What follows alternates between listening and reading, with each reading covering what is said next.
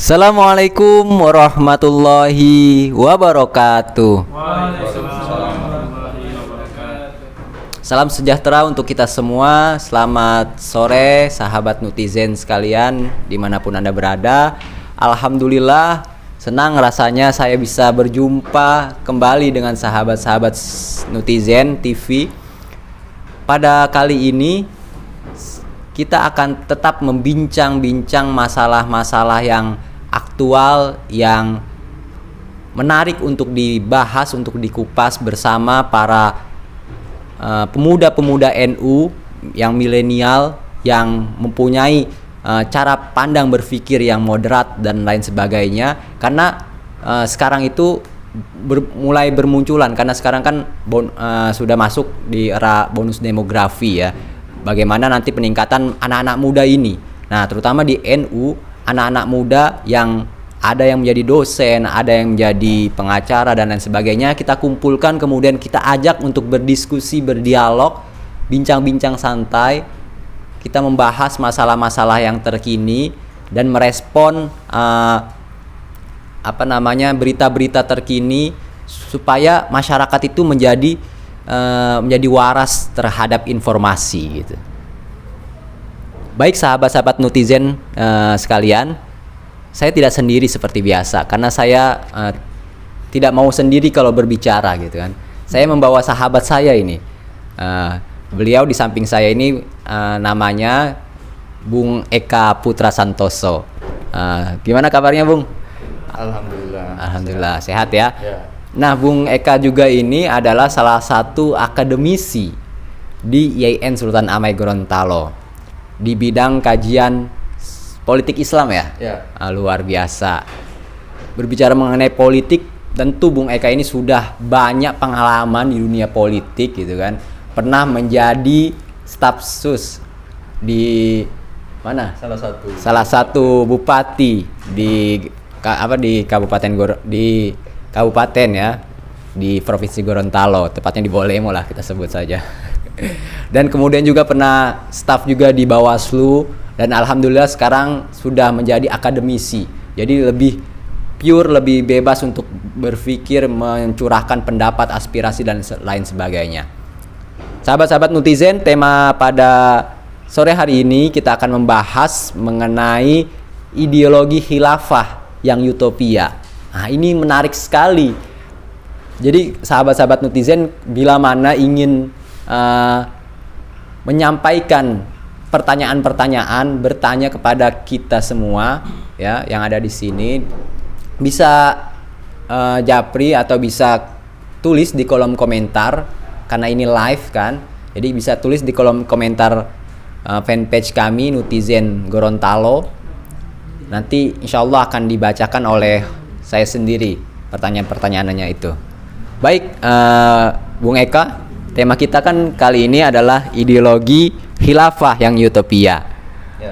Ini menarik karena sekarang itu beberapa tahun terakhir ini khilafah ini juga menjadi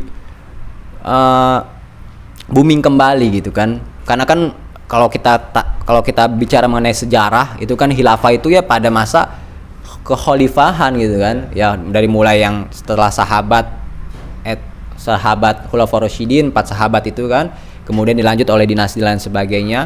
Nah, sekarang di era sekarang ini muncul kembali ideologi khilafah itu.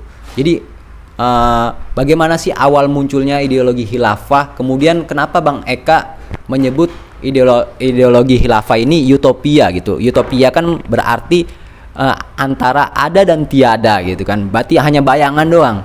Jadi sistem politik, sosial politik yang menjadi bayang-bayang doang, hanya bayangan belaka gitu ya. Jadi mungkin bisa kita jelaskan sebelum nanti saya akan bertanya-pertanya juga dan menunggu pertanyaan dari sahabat-sahabat netizen yang sedang menonton acara kita pada sore hari ini. Oke gitu, silakan Bung Eka. Baik, terima kasih. Assalamualaikum warahmatullahi wabarakatuh. Waalaikumsalam. Yang terhormat Gus saya ya, Gus Sodik, yang selalu menjadi panutan saya ya. Dan juga terkhusus bagi sahabat-sahabat netizen dimanapun berada. Jadi pembahasan pada sore hari ini akan kita lihat dalam bentuk sebuah ideologisasi khilafah. Memang ide tentang khilafah ini atau ideologi khilafah ini memang beberapa tahun terakhir ini menjadi salah satu objek perbincangan yang serius, ya, khususnya di kalangan anak-anak muda Islam, ya. Tetapi perlu dipahami memang sebelum masuk ke situ, saya ingin mengatakan bahwa kenapa saya katakan ideologi khilafah ini utopia antara ada dan tiada tadi, ya. Dia ada di zaman dahulu, ya. Dia bagian dari sejarah peradaban Islam dan hari ini dia sudah tidak ada lagi, ya, karena memang konsepsi ide kekhilafahan itu mengalami banyak transformasi. Ya, walaupun kita tarik dalam perspektif modernisasi itu hari ini sudah mengenal negara bangsa, ide khilafah itu dia menjadi sebuah catatan sejarah yang memang harus diketahui. Tetapi yang diketahui ini kita lihat juga seperti apa perjalanan dari khilafah ini. Ketika tadi Gus Sodik mengatakan memang sistem kekhilafaan dari sistem dari zaman Nabi kemudian Khulafaur Rasyidin, ya, banyak yang berpendapat bahwa setelah Khulafaur Rasyidin itu khilafah itu nggak ada lagi karena dia ke kesultanan dan dinasti-dinasti. Perbedaannya di mana? Kalau dinasti dan kesultanan lebih pada pemilihan pemimpin secara, ya, keturunannya lah, ya kan. Kalau di zaman Khulafaur Rasyidin, ya, memang dia dilihat secara bagaimana kemudian musyawarah mufakat itu disepakati, seperti itu. Memang banyak yang mengatakan bahwa perdebatan-perdebatan tentang khilafah itu menjadi solusi, ya, semuanya dikatakan menjadi solusi. Tapi perlu kita melihat sejarah peradaban Islam itu sendiri, karena memang politik dalam konstruksi setelah Khulafaur Rasyidin, dinasti-dinasti itu memang kita melihat bahwa perspektif yang dimainkan itu memang untuk bagaimana bisa memperluas kekuasaan wilayah yang ada, gitu. Ya, walaupun kemudian khilafah harus runtuh 1924, ya, di Turki, tetapi dengan munculnya ide sekularisasi itu memang menandakan bahwa kekhilafahan itu sebenarnya hancur dari dalam karena memang tidak mampu lagi untuk mengakomodir banyak wilayah-wilayah kekuasaan yang sudah tidak bisa diatur dalam sebuah sistem yang transnasional itu. Tetapi yang paling penting bahwa saya ingin mengungkapkan ada 4 pemikir politik Islam yang mungkin bisa dijadikan referensi untuk dilihat bagaimana kemudian ide kekhilafahan itu hadir. Misalnya Jamaluddin Al-Afghani, ya, pada abad ke-19 itu ketika banyak dunia muslim itu dijajah oleh Eropa, itu Jamaluddin Al-Afghani membumikan sebuah doktrin pan-islamisme, ya. Toh juga, tetapi yang perlu diingat bahwa pan-islamisme yang dikampanyekan oleh Jamaluddin Al-Afghani ini dia memiliki kekhususan. Misalnya menurut Jamaluddin Al-Afghani, pemimpin itu harus dari suku Quraisy, ya, yang mana memang ini problematik. Ya, kita sulit sekali kita melihat bahwa siapa sebenarnya pemimpin Islam yang paling kompatibel untuk menduduki itu. Toh juga tidak berhasil. Ya, setelah Jamaluddin Al-Afghani kita juga mengenal Maududi, ya, Maududi yang mendirikan Partai Jamaat Islami di Pakistan. Dia juga memimpikan untuk kekhilafahan, tetapi dia harus toleran karena memang tidak mampu untuk menciptakan itu. Lalu dia menciptakan sebuah partai politik yang ada di Pakistan, gitu. Kemudian juga kita banyak menemui pemikir seperti Taqiyuddin An-Nahbani yang berasal dari Palestina. Dia mempunyai sebuah doktrin pembebasan terhadap Palestina dan lain sebagainya. Kemudian juga dari kalangan akademisi dunia kita mengenal juga Ismail Raja Al-Faruqi, ya kan. Tetapi lagi dan lagi memang prosesi tentang membangkitkan ide kekhilafahan ini sulit untuk dihadirkan kembali. Kenapa? Karena konsensus setiap negara bangsa itu sudah memutuskan jalannya sendiri. Jadi itu, Gus. Oke, luar biasa ya, tadi sedikit banyak sudah mengulas mengenai ideologi khilafah beserta para pemikir-pemikir Islam dulu yang bergerak juga di paham khilafah gitu, ya. Oke, Bang Eka, kita sapa dulu ini dari sahabat netizen yang turut juga menonton live kita, turut setia menonton. Ini ada Bung Jemi Raji, ya, salah satu juga beliau ya yang penggerak di netizen juga, salah satu penggeraknya. Kemudian ada Om James Male juga ini, ya, itu juga sekretaris NU Bone Bolango, ya. Kemudian ada Muslimin Limin, keren katanya. Kemudian ada Kamar Hambena, ini juga kemarin kita live dengan Gusman juga, beliau juga hadir, ya. Beliau ini adalah ketua MWC NU Bintauna. Bintauna hadir, luar biasa. Kemudian juga ini ada Manel Andonesi. Nah, ini juga kemarin tamu kita yang turut hadir di acara dialog santai ini dengan Gusman, ya. Man juga hadir. Oke, sahabat-sahabat netizen, menarik kalau kita melihat nih, ya, fenomena tadi kan sudah dijelaskan sedikit banyak mengenai sejarah khilafah, gitu ya.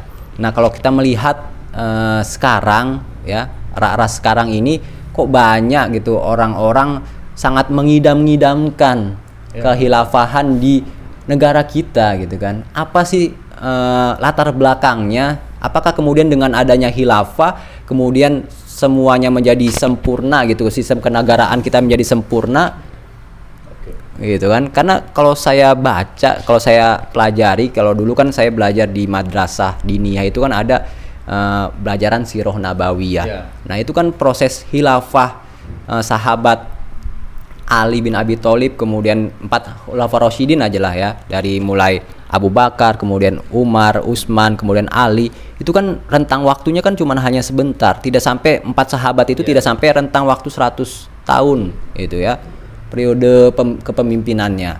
Nah, bagaimana ketika misalnya sistem khilafah ini yang didamba-dambakan oleh kelompok-kelompok yang, ya, istilahnya kita sebut apa ya, kelompok apa ya? ada apa namanya, kumpulannya nggak yang penganut khilafah itu, kayak contoh XHTI lah contohnya, ya, XHTI, gitu kan. Itu kan sangat mengidam-idamkan sekali negara kita, negara Islam, gitu kan, pengen dijadikan sistemnya khilafah karena mayoritas Indonesia ini adalah mayoritasnya Islam. Sehingga apakah dari segi bidang kajian politiknya ini, apakah mayoritas, karena Indonesia mayoritas Islam, kemudian bisa dijadikan sebagai negara Islam atau negara khilafah? Oke. Ya, terima kasih Gus. Jadi memang sebenarnya, ya, khilafah ini, atau mungkin dalam Al-Quran, mungkin Gus Sodik bisa koreksi saya kalau salah, itu di Al-Baqarah ayat 30, ya, atau dikatakan khalifah, ya. Sebenarnya khalifah ini sebuah kata yang bebas nilai, ya. Beberapa ulama mengatakan khalifah itu pemimpin, tidak hanya bisa dikategorikan sebagai pemimpin politik, mungkin dia bisa dikategorikan sebagai pemimpin keluarga, memimpin diri sendiri, dan lain sebagainya. Sependek pengetahuan saya dulu kuliah di Jogja di bidang studi politik Islam, itu Islam itu tidak dikategorikan sebagai sebuah doktrin-doktrin politik. Ya, dulu saya pernah ingat almarhum Nurholis Majid pernah menulis tentang buku Islam Yes, Partai Islam No. Itu bukan berarti dia anti terhadap partai Islam, enggak, karena memang Islam is Islam, gitu kan, partai is partai, gitu. Partai bisa salah, bisa benar. Sementara Islam menjadi sebuah agama yang menjadi penjaga zaman, gitu kan. Jadi ketika Islam ditarik dalam konstruksi politik, bisa aja mengecilkan Islam sebagai sebuah agama yang rahmatan lil alamin, begitu. Apalagi kemudian kita tahu bahwa di zaman sahabat tadi dikatakan Gus Sodik, ada beberapa fenomena politik, misalnya Fitnatul Kubro, kemudian ada perang Siffin dan lain sebagainya. Ya, itu juga menjadi sebuah catatan sejarah yang perlu untuk dikampanyekan, gitu kan. Ada hal-hal yang memang harus kita jujur terhadap sejarah, ya, dan itu menjadi sebuah hal yang harus dipelajari dalam konstruksi ke depan. Konteksnya di Indonesia, kita tahu memang pengusung ideologi khilafah ini, misalnya Hizbut Tahrir yang telah dibubarkan oleh pemerintah melalui Perpu, juga ada kalau di internasional kita lihat ada ISIS ya, Islamic State of Iraq Syria, itu sangat radikal ya. Ini kita semua menolak itu. Dia masuk tahun 83 kalau di Indonesia, 83 84 lah kalau saya tidak salah ya. Ya, kemudian memang dia bertransformasi menjadi sebuah gerakan yang pasca reformasi mengambil peran untuk dikatakan dakwah ya, dakwah. Tetapi ingat bahwa dalam kajian politik memang dakwah ini kita kategorisasikan tujuannya seperti apa. Ya, Indonesia telah bersepakat ya bahwa Pancasila menjadi salah satu kesepakatan, dan kesepakatan dari negara bangsa ini, Pancasila ini bukan hanya kesepakatan orang-orang nasionalis, katakanlah kalau dulu kita memakai istilah politik lama, juga para ulama juga ada di situ dan mengambil peran yang tidak kecil gitu. Bahkan dulu saya pernah ingat Haji Agus Salim itu, dia ketika keruntuhan khilafah di Turki itu terjadi 1924 itu, Haji Agus Salim memperingatkan bahwa kita jangan pernah mengikuti pola atau kebiasaan-kebiasaan despotik ya, dari kepemimpinan yang dikatakan despotik itu di Turki pada saat itu. Itu kan pada saat itu 1924 kan terjadi pemberontakan terjadi terhadap kaum muda Turki ya kan, yang kemudian melahirkan ada Mustafa Kemal Atatürk dengan sekularisasinya seperti itu. Tetapi dalam konteks Indonesia saya ingin mengatakan bahwa para ulama-ulama di Indonesia telah banyak memperingatkan untuk tidak mengikuti polarisasi politik yang memang kepentingan internasionalnya lebih tinggi. Ya, apalagi seperti saya katakan tadi, polarisasi tentang khilafah itu beda-beda. Dia tidak satu utuh seperti itu. Itu sudah didoktrinkan, ada lembaga ininya, lembaga itunya. Bahkan untuk memilih pemimpin aja itu kita agak kesulitan. Sekarang blok Islam dunia terbagi, misalnya ada Syiah, ada Sunni. Ketika itu dipaksakan, apakah yang akan terjadi? Saya dulu ingat Gus, almarhum Kiai Haji Hasyim Musadi. Dia mengatakan bahwa ketika ideologi-ideologi itu masuk di Indonesia, itu akan sangat berbahaya. Karena Indonesia ini adalah negara kepulauan. Secara geopolitik itu akan sangat mempengaruhi.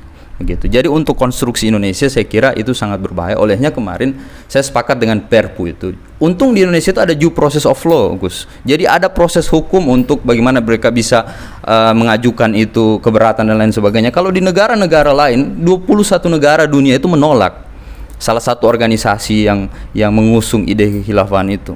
Dan itu di negara-negara yang sangat liberal katakanlah, ya, negara-negara yang mengusung kebebasan berpikir, kebebasan berpendapat. Di Indonesia sudah ribut. Baru ada Perpu begitu sudah ribut. Padahal kita mengakomodasi pemikirannya ya dengan demokrasi, dan mereka ingin membunuh demokrasi dengan romantisme masa lalu itu. Seakan-akan para pemimpin terdahulu kita, para founding father, founding mother kita itu tidak memahami prosesnya tentang ijtihad bernegara. Saya kira itu, Gus. Luar biasa ya. Berarti bisa dibilang khilafah ini juga masih perlu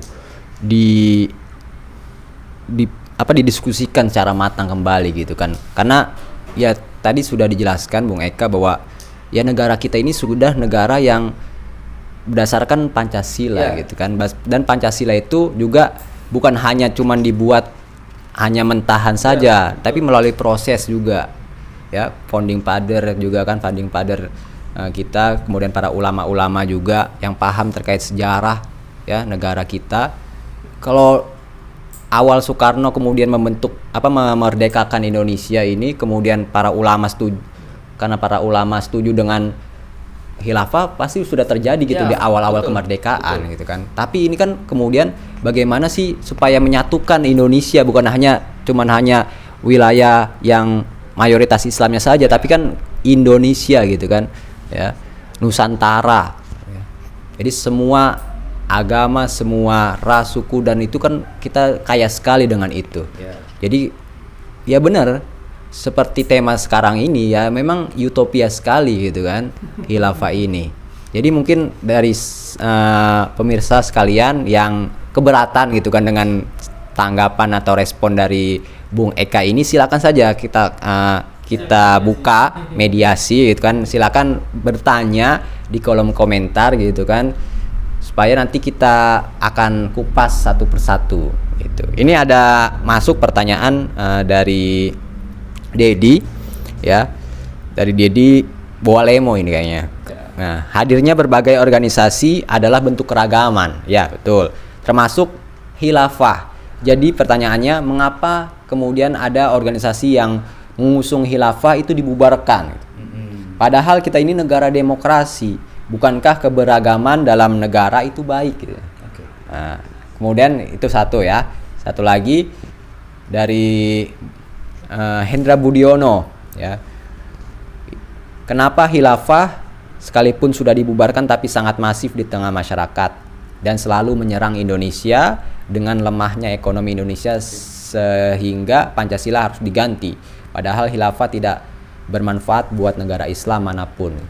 Jadi mereka yaitu banyak para pengusung khilafah itu karena menyoroti ekonomi gitu kan. Ekonomi kita itu ekonomi yang kapitalis, tidak ekonomi syariah gitu kan. Kemudian juga ekonomi kita itu padahal Pancasila itu kan di dalam silanya itu kan ada menyebutkan apa? Keadilan sosial bagi seluruh rakyat Indonesia. Ya, itu juga mungkin bisa dijelaskan oleh Bung Eka. Jadi pertanyaan-pertanyaan nanti insya Allah satu persatu kita akan bahas. Oke, terima kasih. Ya, terima kasih Gus dan para penanya. Jadi ini menarik ya dua pertanyaan ini. Yang pertama adalah negara demokrasi, kenapa kita harus membubarkan seperti itu. Jadi begini ya, tadi saya sempat katakan bahwa 21 negara di dunia yang beberapa adalah negara super bebas, bahkan Prancis itu melarang Hizbut Tahrir. Yang doktrinnya liberté, égalité, fraternité itu kurang bebas apa di sana, iya kan? Tetapi bagaimana mungkin kita akan membiarkan produk kebebasan yang namanya demokrasi itu akan membiarkan orang yang akan membunuh demokrasi itu. Analoginya sederhana, ada orang ketuk rumah kita, mari masuk minum teh dan lain sebagainya. Setelah itu dia bawa pisau, dia bunuh kita, dia mengambil rumah kita. Itu analogi yang sangat sederhana. Ya, kenapa itu harus dibubarkan? Dan cara Indonesia membubarkan itu juga saya kira sangat Indonesiawi. Jadi kemarin banyak yang berdebat bahwa Perpu ini sangat tidak manusiawi, melanggar hak asasi dan lain sebagainya. Saya lucu dan ketawa aja. Bahkan katanya Perpu ini akan digunakan oleh pemerintah selanjutnya untuk memberangus ormas-ormas yang lainnya seperti NU dan Muhammadiyah. Saya ketawa aja. Saya bilang orang yang berpikir itu adalah orang yang tidak memahami bagaimana kemudian konsepsi negara ini dibangun. Ya kan, bagaimana peran dua organisasi besar ini. Saya kira banyak yang ahli-ahli yang bisa mengatakan. Tapi saya ingin mengatakan begini, bahwa pemerintah itu punya intelligence report. Ya, banyak informasi yang diketahui pemerintah tidak diketahui oleh masyarakat umum. Jadi begini ya, infiltrasi dakwah itu memang sangat masif. Ketika ini dibiarkan terus-menerus akan menjadi agitasi. Menjawab lagi pertanyaan dari Hendra Budiono tadi tentang bagaimana ekonomi di Indonesia yang memang kita harus mengkritik, gitu kan. Tetapi apakah kita akan mengkritik itu dengan mengganti dasar? Ini kan nggak nyambung. Antara ekonomi yang dikritik harusnya mengganti Pancasila. Saya bahkan berpikir begini, orang tidak pernah mempelajari tentang bagaimana konsep tentang misalnya ideologi sosialisme, ya, komunisme kan. Orang lupa bahwa sosialisme itu sebenarnya dia bentuk kapitalisme juga. Dia bentuk dari kapitalisme negara, kapitalisme, di mana negara mampu untuk mengontrol ekonomi orang per orang. Begitu. Memang dalam konsep ketertinggalan secara ekonomi kita harus kritik dengan berbagai macam argumentasi. Kan di Islam juga punya sistem ekonomi Islam dan lain sebagainya toh. Pasal 33 saya kira manifestasi daripada pemikiran-pemikiran kayak pemikiran Muhammad Hatta tentang koperasi dan lain sebagainya, itu menjadi sebuah manifestasi yang dicurahkan dalam bentuk konstitusi kita, Undang-Undang Dasar 1945. Ya. Saya punya tesisnya Pak Muhammad Alim. Dia nulis tentang Piagam Madinah dan Undang-Undang Dasar 1945. Dilihat dari hak asasi manusia, itu luar biasa. Ya, jadi jangan pernah mengatakan bahwa para pendahulu kita itu tidak mengetahui bahwa nilai-nilai Islam yang ada itu harus termanifestasi dalam konteks peraturan-peraturan yang ada. Apakah kemudian ekonomi kita lemah, aturannya yang bermasalah? Bisa aja yang memegang kendali itu yang bermasalah, orangnya bukan aturannya, iya kan? Ini menjadi logika yang harus diperbaiki dalam konstruksi bernegara kita. begitu. Jadi memang dua pertanyaan itu saya kira saya sudah jawab, dan semoga masih ada pertanyaan-pertanyaan yang lain yang memang saya kira harus kita tuntaskan terkait dengan ideologi khilafah ini. Karena Gus, mohon maaf, mungkin ini telah menyisir banyak anak-anak muda, bahkan mungkin beberapa anak-anak yang SMA dan lain sebagainya. Tadi saya sepakat, kenapa sudah dibubarkan, satu lagi saya lupa tentang kenapa sudah dibubarkan terus masih masif. This is Indonesia. Indonesia itu sangat mencintai keragaman, bahkan sangat toleran dengan hal-hal seperti itu. Ini sudah dibubarkan, tetapi mereka masih masif. Mereka mengkritik ekonomi, bahkan mungkin mereka mengkritik banjir dikritik di daerah harus ganti dengan khilafah. Ini kan dua hal yang sangat tidak rasional saya kira, Gus. Itu ya, Gus. Ya, luar biasa sekali jawaban dari Bung Eka ini. Ini ada yang masuk juga, ada yang penonton kita, Yandi Mauduto, mantap betul katanya, mantul. Kemudian Kak Jamal Eato juga, kemudian ada Ustadz Kiai Muhyiddin Zeni, hadir Gus. Ya, Ustadz, semoga tetap sehat selalu gitu kan, tetap mengisi dakwah Islam yang moderat di Netizen TV kita. Kemudian ini ada masukan pertanyaan dari Nahidin Gorontalo, ini punya siapa ya? Benarkah Taqiyuddin An-Nabhani itu pendiri HT Hizbut Tahrir adalah antek Israel katanya? Benarkah? Kemudian apakah sudah tim Netizen Gorontalo perlu dikritik Kak Eka, apakah sudah pas membangun dan mengkanter narasi-narasi ekstremisme gitu kan? Itu ya, nanti bisa langsung dijawab oleh Bang Eka. Ya, jadi memang seperti saya katakan tadi, saya menyinggung sedikit tentang Taqiyuddin An-Nabhani yang memang dia punya doktrin tentang pembebasan terhadap Palestina. Sebenarnya tanpa Taqiyuddin An-Nabhani pun kita semua mendukung kemerdekaan Palestina. Saya kira itu sepakat, seluruh dunia muslim mendukung, walaupun mungkin ada beberapa dunia muslim yang sangat dalam geopolitik dunia punya kepentingan dengan negara-negara superpower. Nah, tetapi saya ingin mengatakan bahwa sebenarnya Gus, apa yang diusung oleh Taqiyuddin itu tidak pas juga di Palestina sebenarnya ya.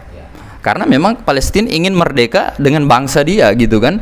Persaudaraan antar bangsa itu tidak harus kembali ke romantisme masa lalu gitu kan. Persaudaraan terhadap sesama bangsa itu sudah banyak, bahkan mungkin Bung Karno telah menyuarakan itu dengan membuat Asia Afrika dan lain sebagainya. Tetapi begini, kalau pertanyaannya apakah Taqiyuddin An-Nabhani adalah antek daripada Israel, saya kira itu sangat berkaitan erat dengan teori konspirasi.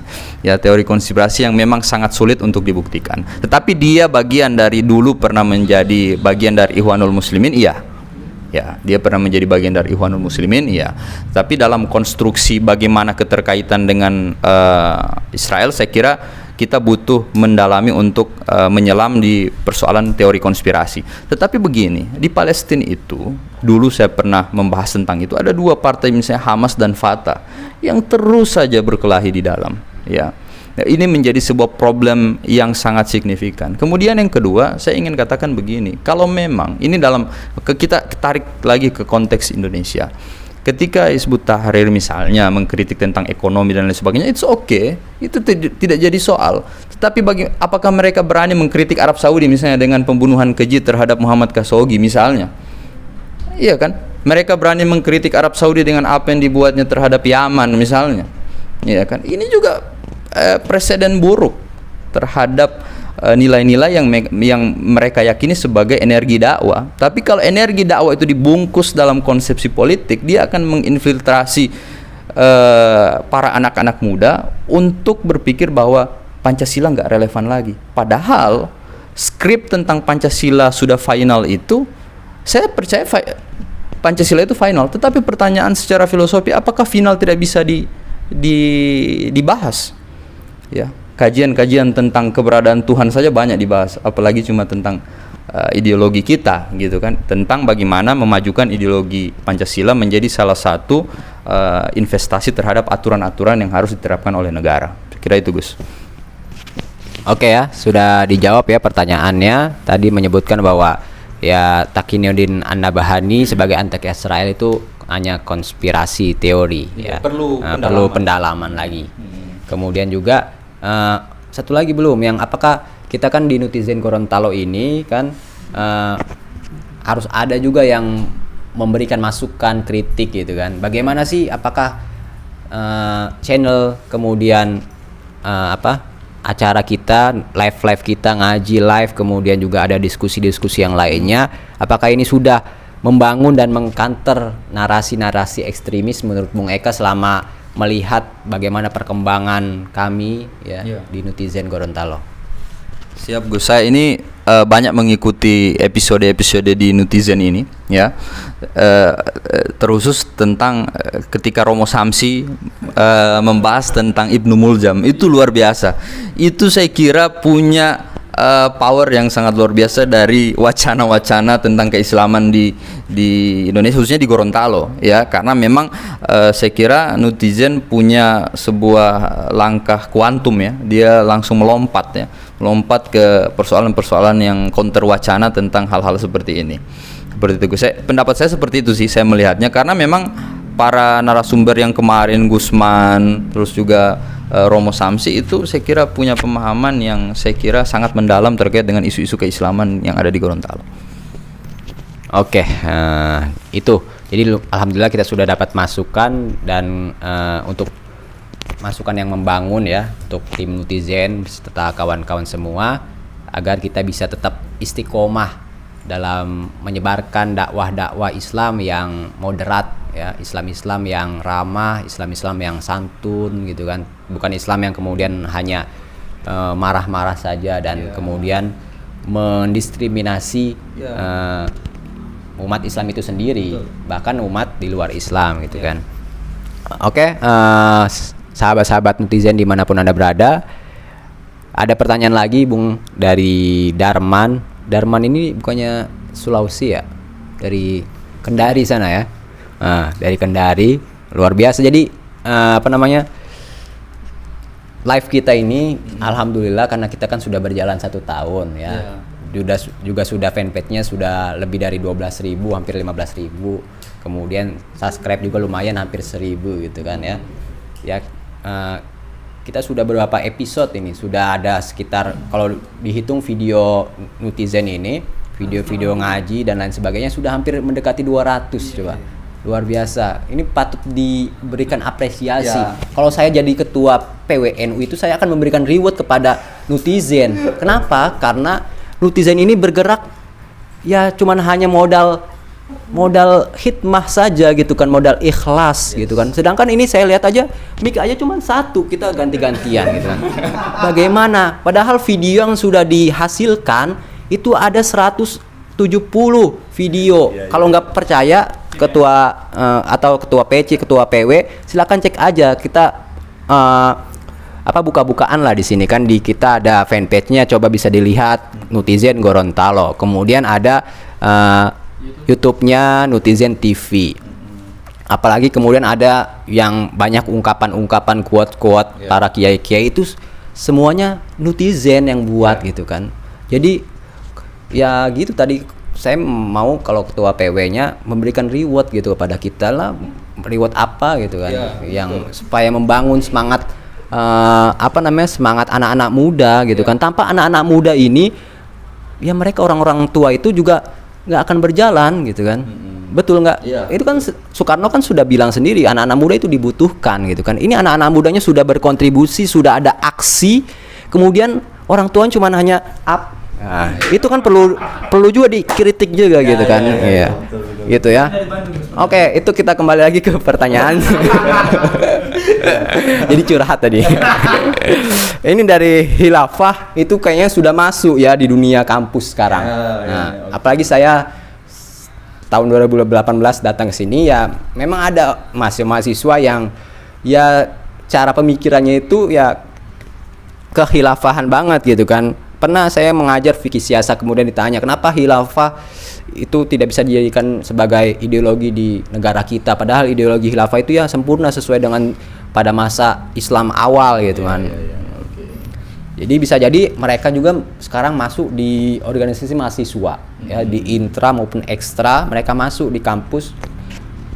Sasarannya adalah mahasiswa yang memang basic Islamnya masih awam sekali, masih nol gitu kan, sehingga kemudian melihat ada paham keagamaan yang Islami banget menurut dia secara labelitasnya gitu kan. Kemudian keingintahuan mereka yang masih awam terkait agama Islam, kemudian karena mereka yang rajin untuk adakan liko, halako dan lain sebagainya.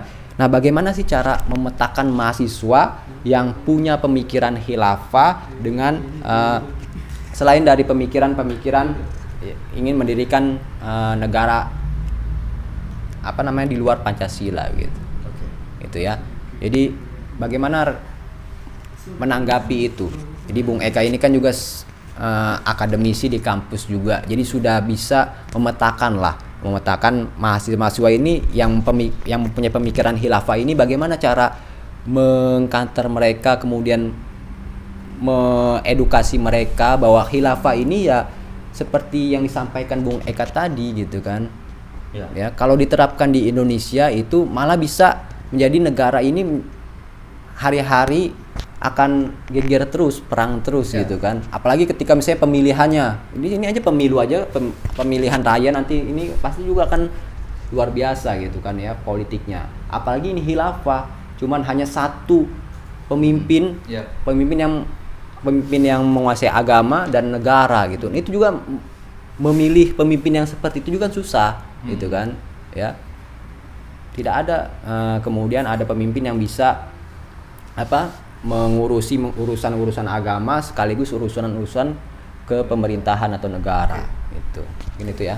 Ya, jadi terima kasih Gus. Memang ini telah menyisir dunia kampus itu benar. Karena memang kita melihat bahwa apa yang terjadi dengan doktrin-doktrin dan menyisir mahasiswa yang keingintahuannya tinggi terhadap khilafah ini sebenarnya begini ya. Saya ingat Prof. Mahfud ya pernah bilang bahwa dulu ketika Nabi Muhammad itu memimpin, Nabi Muhammad itu dulu sebagai eksekutif, dia juga yudikatif, dia juga legislatif, tapi dia adalah Nabi. Apakah ketika hari ini kita akan balik ke romantisme itu? Ada Nabi baru yang mampu untuk menegakkan sebuah itu? Enggak ada. Justru kita akan terperangkap pada satu sistem yang sangat despotik. Ya, Prof. Azumardi mengatakan bahwa sebenarnya pasca Khulafaur Rasyidin itu kenapa dia mengatakan dia mengutip Ibnu Khaldun. Ya, dia mengutip Ibnu Khaldun bahwa setelah Khulafaur Rasyidin itu yang terjadi itu adalah sistem oligarki. Ya, jadi dalam teori politik modern itu sebuah sistem politik oligarki ya yang mengutamakan sebuah ya bisa dikatakan perselingkuhan antara dunia militer kemudian masuk kepada sebuah sistem negara. Nah, yang menjadi pertanyaannya begini sebenarnya polarisasi sekularisme yang mereka kan sering gembar-gemborkan itu, ini kita sekuler, kita ini memisahkan agama dan negara dan lain sebagainya. Sebenarnya begini, saya akan memberi sebuah pemahaman bahwa agama itu adalah bahasa kolektif, sementara iman itu adalah bahasa individu. Orang yang menjalankan pemerintahan itu adalah notabene di Indonesia presiden ya orang Islam, Pak Wapres kiai, ya Pak Menteri juga banyak yang orang Islam. Misalnya kalau kita mau pakai sentimen agama, ya itu saya kira itu kurang apa lagi gitu kan, kurang apa lagi. Dia tidak benar-benar keluar dari konteks itu, dan Indonesia bukan negara agama dan juga dia bukan negara sekuler. Kenapa? Itu pernyataan yang saya kira sangat luar biasa. Ya. Dia ada di tengah-tengah. Dia mengakomodir hal-hal yang sangat berbau kebersamaan yang tidak menghilangkan sekat perbedaan dan keragaman itu. Sementara kalau kita menggunakan satu simbol untuk mengikat itu dengan konstitusi misalnya Al-Quran misalnya. Al-Quran ini kan mungkin Gus lebih memahami dari saya bagaimana kemudian metode tafsir Al-Quran. Al-Quran itu tidak bisa dibaca kemudian ya sudah seperti itu. Misalnya hukum potong tangan di zaman Umar, saya baca disertasinya Pak Artijo Al-Kautsar, zaman Umar itu potong tangan sudah dihapuskan karena memang ada masa paceklik dan lain sebagainya. Ya, ini menarik gitu. Ini mahasiswa harus memahami itu bahwa sistem politik itu tidak tunggal, ya. Sistem politik itu tidak tunggal, dia beragam. Jadi untuk itu saya kira perlu edukasi khusus, Gus. Saya selain mengajar di kelas, saya juga akan membuat sebuah kajian-kajian untuk bagaimana mengkampanyekan itu.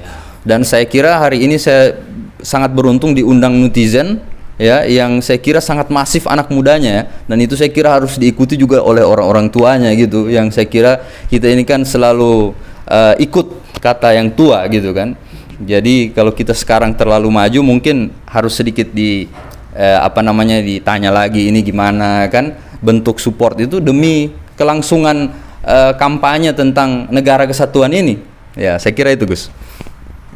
Luar biasa sekali ya. Jadi insya Allah nanti kita akan buat Bung Eka terutama karena sebagai akademisi di politik Islam akan membuat diskusi-diskusi. Jadi para ex HTI yang pengen berdiskusi berdialog dengan Bung Eka silakan bisa menghubungi kami. Nanti kita akan fasilitasi gitu kan. Gratis kok gitu kan. Memang karena ini ada tanggapan Gus Sodik bongkar aib netizen Gorontalo. Bukan membongkar aib netizen Gorontalo gitu kan, tapi kita ini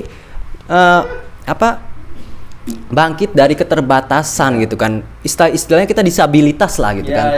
Secara semua alat dan lain sebagainya disabel banget gitu kan. Butuh vaksin. Iya, butuh vaksin gitu kan. Karena tapi dengan disabilitas itu kan kemudian bisa kreatif, kemudian sampai istiqomah sampai sekarang gitu kan. Bahkan salah satu-satunya media di NU di wilayah Sulawesi yang aktif itu hanya Gorontalo. Coba kalian searching, kalian tracking aja gitu kan. Makassar mana gitu kan. Kemudian Sulawesi mana, Manado atau mana yang aktif sampai dari masa pandemi sampai sekarang, dari awal pandemi sampai sekarang aktif sudah memproduksi sekitar 200 video, kemudian kuat hampir ratusan juga gitu kan. Hanya netizen Gorontalo gitu kan. Oleh karena itu bukan kemudian ini kemudian menghina atau membongkar aib atau apa, ini hanya tahadus bini'mah. Jadi kita dengan keterbatasan anak-anak muda ini ternyata kok bisa loh untuk kreatif, untuk mengembangkan potensi, kemudian membuat sebuah terobosan baru. Jangan dianggap kemudian oleh senior-senior ini akan membuat perlawanan gitu ya, membuat perlawanan, bukan gitu kan. Kita pengen menyatukan NU, pengen menghidupkan NU supaya NU ini bisa terdengar tidak hanya di lingkup Gorontalo saja. Bahkan ketika saya pulang, saya pernah bertemu dengan kawan-kawan NU di PBNU gitu kan, dan sangat mengapresiasi gitu kan. Netizen Gorontalo ini cukup aktif gitu kan, karena ya walaupun hanya ya kayak gini gitu kan, bincang-bincang, tapi istiqomahnya itu kan penting kan? Karena istiqomah itu kan khairu min alfi karomah kalau bahasanya kan, lebih bagus dari 1000 karomah ya, karena susah menjaga keistiqomahan gitu kan. Ini Gus Nur Poso Sulawesi Tengah hadir. Nah, dari Poso juga alhamdulillah bisa menyaksikan gitu kan. Kemudian Maido Maksum HTI Benalu. HTI itu Benalu. Oke. Kirain HTI cabang Benalu sana. Oke, kemudian ada dari banyak sekali sih. Suwanto Kediri. Bagaimana pandangan Bung Eka terkait rekomendasi kelompok sebelah khilafah harus tegak dan HRS yang jadi pemimpinnya? Ada ini sudah bawa-bawa nama ini. Cocok atau blunder? Mohon jawaban. Luar biasa. Aduh. Nanti jangan sampai kita kena ini. Mana lagi? Rismanan. Bandung. Ya ada. Ada Di di atasnya Darmani. Iya. Oh iya, dari Rismanan, dari Bandung. Bagaimana pandangan pemateri khilafah sekalipun udah bubar tapi aktif banget di lapangan? Apakah pemerintah tidak punya kemampuan untuk mentertibkan ex-khilafah yang masih aktif? Keren. Ya, ya. Gitu. Gitu, jawab. Ya, terima kasih. Jadi dua pertanyaan itu saya kira memang yang pertama tadi tentang apa tadi? Yang pertama tadi yang dari Bandung. Sebenarnya ini dua hal yang berbeda. Karena yang setahu saya FPI itu dia mengkampanyekan NKRI bersyariah. Sementara khilafah itu gerakan transnasional yang lintas negara. Jadi kalau dikampanyekan HRS yang akan jadi pemimpin khilafah harus tegak, saya kira itu sebuah doktrin yang kalau istilah Buya itu menumpang emosi umat. Nah, iya dia menumpang emosi itu, iya kan? Dia selalu menumpang di mana-mana, iya kan? Bahkan mungkin ada dia menumpang di salah satu lembaga dan lain sebagainya. Itu saya kira. Jadi tidak pas lah ya, NKRI bersyariah dengan khilafah yang diusung misalnya HTI itu sangat berbeda, beda jauh.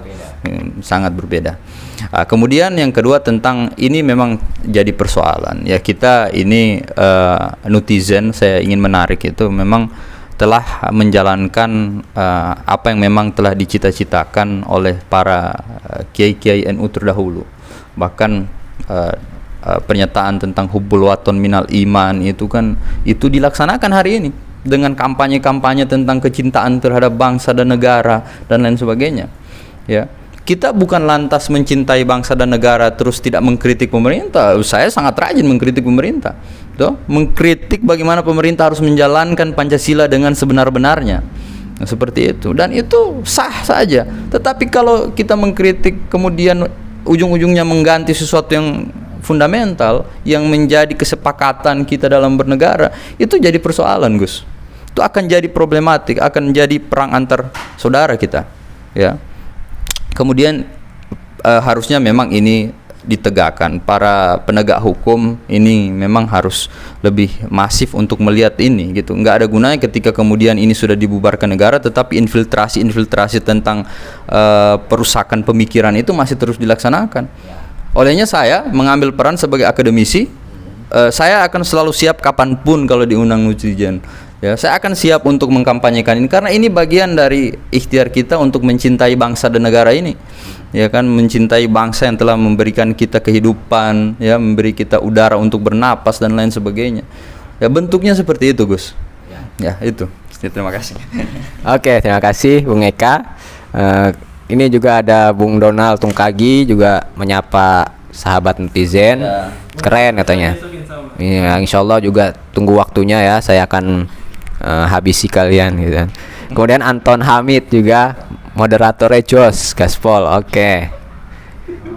Jadi alhamdulillah, jadi kita sudah berdiskusi kurang lebih hampir 40 menit ini ya, berkaitan dengan ideologi khilafah yang utopia gitu kan. Tadi sudah banyak pertanyaan-pertanyaan sudah dijawab oleh Bung Eka gitu kan. Kemudian juga sudah mengkanter narasi-narasi khilafah yang disalahpahami banyak orang gitu kan. Karena kalau tahu sejarahnya khilafah gitu kan, tahu apa asal usul latar belakang khilafah itu seperti apa gitu kan, pasti mereka tidak akan kemudian ada keinginan untuk mendirikan khilafah di negara Indonesia ini gitu. Bahkan kan negara kita kan sudah negara yang sudah merdeka, kemudian sudah ideologinya sudah cukup final lah istilahnya kan, Pancasila gitu kan ya, NKRI-nya harga mati dan lain sebagainya gitu kan. Dan tidak ada kemudian diskriminasi antar agama di kita itu juga kan. Betul. Padahal kalau negara-negara Timur Tengah itu kan banyak sekali, padahal di situ mereka negara yang menganut syariat Islam gitu kan. Tapi diskriminasi, kemudian umat-umat beragama di sana juga banyak yang saling menjatuhkan satu sama lain. Nah, kita dengan moderasi beragama yang diusul oleh Kemenak RI itu bagaimana kemudian bisa menyatukan ya, tidak hanya sesama umat Islam tetapi sesama umat Tuhan gitu ya.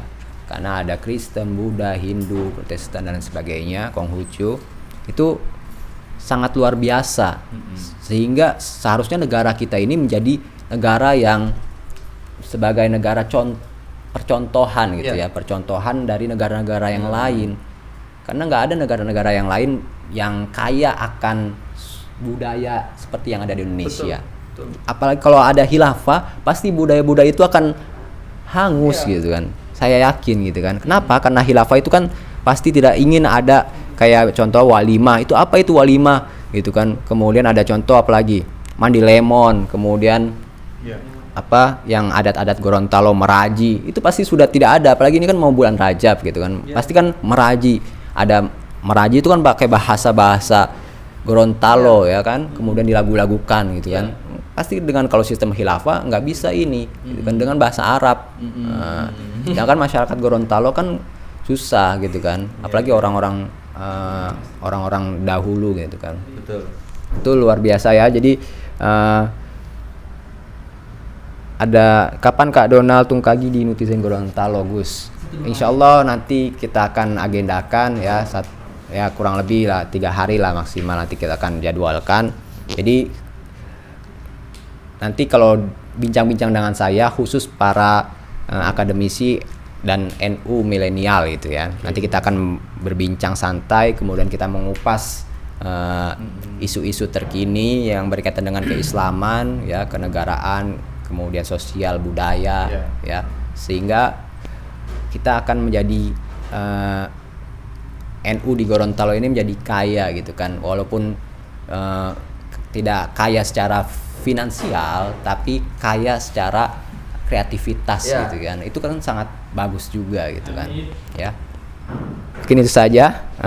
Terima kasih Bung Eka telah bersama saya dan bersama sahabat netizen sekalian. Jadi karena waktu ya, jadi kita cukupkan untuk bincang-bincang kali ini. Sahabat-sahabat netizen, terima kasih banyak sudah menonton diskusi kami dari awal sampai akhir. Mungkin ada kekurangan atau ada kata-kata yang menyinggung sahabat-sahabat semua, saya sendiri dan Bung Eka memohon maaf ya.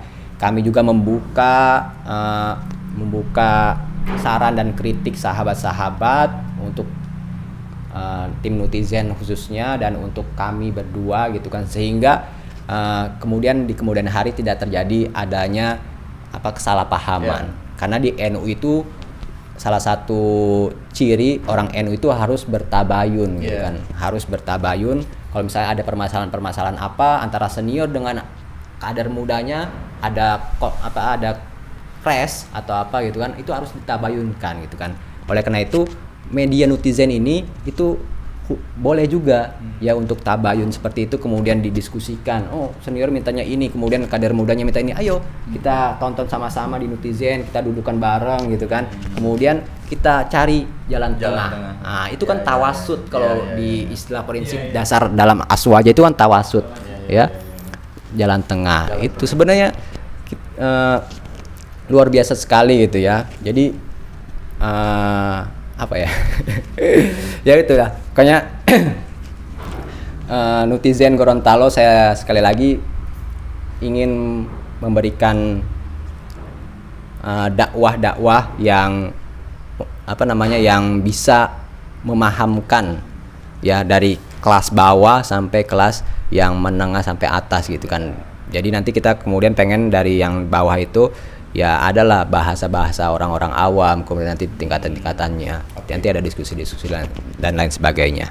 Insyaallah tetap saya meminta dukungan sahabat-sahabat semua untuk like fanpage kami Netizen Gorontalo, kemudian juga mensubscribe YouTube kami Netizen TV, karena satu like kalian itu bermanfaat, itu akan menjadi amal jariah. Kenapa? Karena kalian juga mensupport dan membantu untuk proses dakwah kami gitu kan.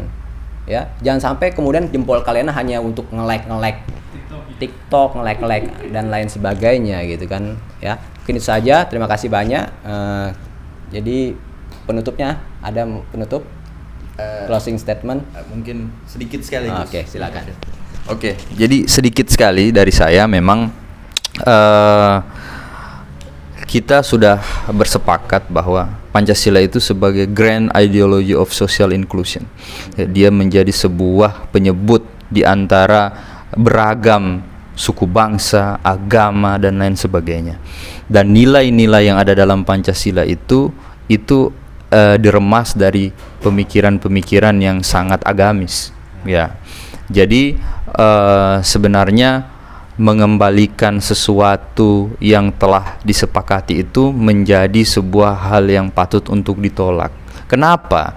Karena energi bangsa kita yang berpikir sedemikian rupa di saat penjajahan itu kemudian hanya tergerus dengan para orang-orang yang saat baru membaca 1-2 buku, kemudian dia, oh iya ini harus diganti seperti sistem khilafah. Itu sangat menghina saya kira. Kemudian yang terakhir bahwa semoga apa yang saya sampaikan menjadi sebuah sumber berpikir baru. Saya ingin itu menjadi sebuah dialektika baru untuk bagaimana dicerna kembali, kemudian melahirkan satu pemahaman yang utuh tentang kehilafan itu sendiri.